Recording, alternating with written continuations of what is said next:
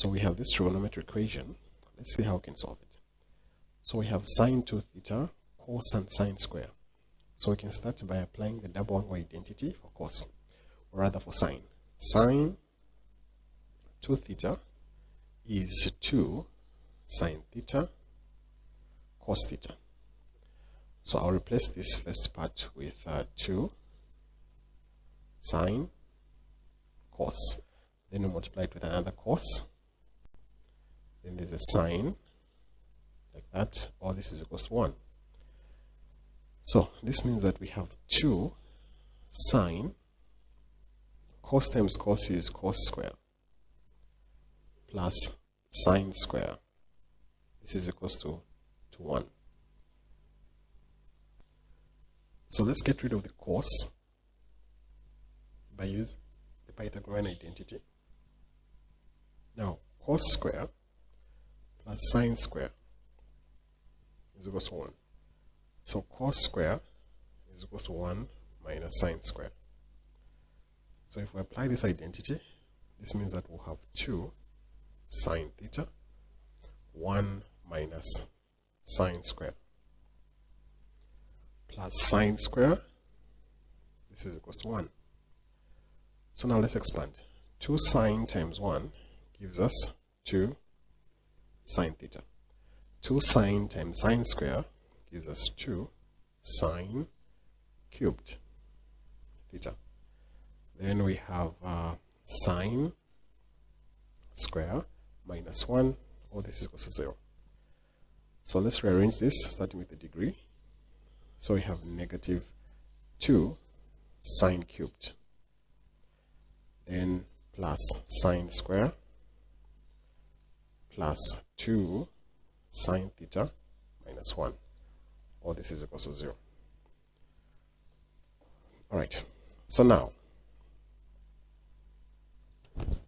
let's consider this as a polynomial. So for this to work out properly, let's say let sine theta, let's replace sine with x. So our polynomial will look like this. We'll have negative 2x cubed plus x squared plus 2x minus 1. This is equal to 0. So we can start with trial and error first. So to solve this polynomial, we'll start with trial and error. So let's say let x be equals to 1. What do we get? If x is 1, this will be negative 2 plus 1 plus 2, like this, minus 1. So this here will be negative 2 plus 1 plus 2 minus 1. So clearly you can see that this gives us a 0. So we know that the first solution to this is 1 because it's giving us a remainder 0. So once we do that, we're going to go into synthetic division. So with our 1 that we obtained, I'll put it here. Then in the first row there, I'll put the coefficients of the polynomial, which is negative 2. I have 1, I have 2, and I have negative 1. So synthetic division says that you first drop this 2, like this. Then now, we start by saying that 1 times the 2 will give us negative 2 here. So first of all, drop this 2. Then 1 times negative 2 is negative 2. We'll write it here. Then here we add them. We get negative 1. Again, 1 times negative 1 is negative 1. Add them here. We'll get a positive 1. 1 times 1 is 1. Add them here. We'll get a 0. Now, these three values that you see here, this is what forms the quadratic equation, which is negative 2 x squared, negative x, and 1. This quadratic has been formed using these coefficients here. So if you look at the quadratic equation, we have negative 2x squared minus x plus 1 is equal to 0. So the product is negative 2 and the sum is negative 1. So the two numbers will be negative 2 and 1. So solving this quadratic, we'll say negative 2 x squared minus 2x plus x plus 1 is equal to 0. So factor out what is common here, which is a negative 2. What remains is, we're factoring out negative 2 and x.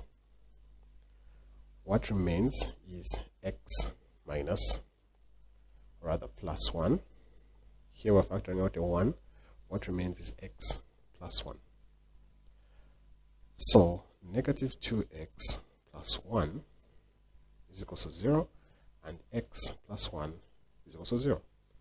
So x is equal to negative 1 over negative 2, which is just half.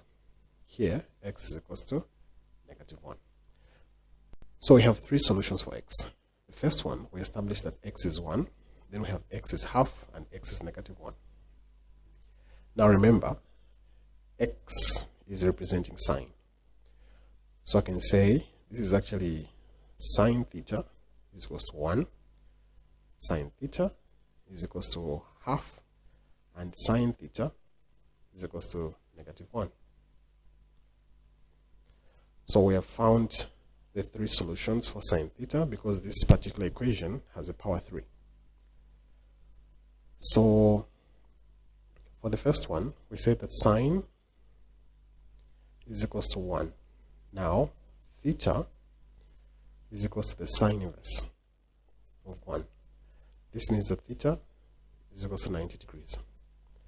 For the second one, we said sine theta is equal to negative 1. So theta is equal to the sine inverse of negative 1. So theta is equal to 270 degrees.